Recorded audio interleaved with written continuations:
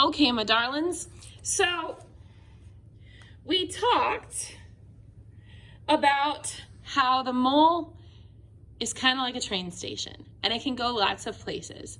And we talked about using the molar mass freeway to get to grams.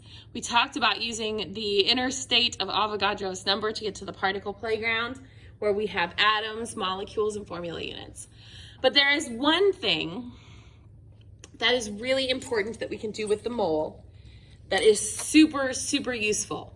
So you'll notice here in my little mole town map that we have two cities. We have the starting out city and we have end of the road town, okay? And there's a river that runs between these two cities, okay? And this city over here has its own train station. It's Mole Station B. Now, the beautiful thing about our train station is that there's a bridge that crosses it. And the bridge is called the Mole Ratio Bridge. Okay? And the river is the balanced equation river. So we need a balanced chemical equation in order to get across the river. And we use that as a mole ratio bridge. And that allows me to switch not my unit, but my compound. You'll notice these are both in moles. So the moles doesn't change, but the compound does. So this allows me to go from one compound in my reaction to a different compound in my reaction, using the balanced chemical equation, okay? Now, the cool thing is, once I cross this bridge and I get to the other mole station, I can go to the same places for this compound as I could for this compound.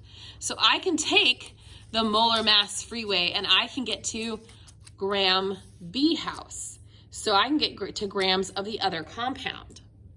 I can take the Avogadro interstate to another particle playground, but this time talking about this compound. So we are able to switch between one compound in a chemical reaction and another compound, any other chemical compound. It can be a reactant, it can be a product. As long as it's in the same chemical equation, we can go from one compound to another using this mole ratio bridge to cross over that river. Okay, and once we're over here, I can then use this to get to grams of that compound or to particles of that compound. Okay, so we have a little something we need to add to our rules for the grid. So if you'll flip back to where you have your rules for the grid labeled, we had moles always gets a 1, but we're adding to it an exception, except the mole ratio. And we're going to talk in the notes today about what we do with the mole ratio. If moles doesn't get a 1 in the mole ratio, what do we use instead? So that's going to be in our notes for today.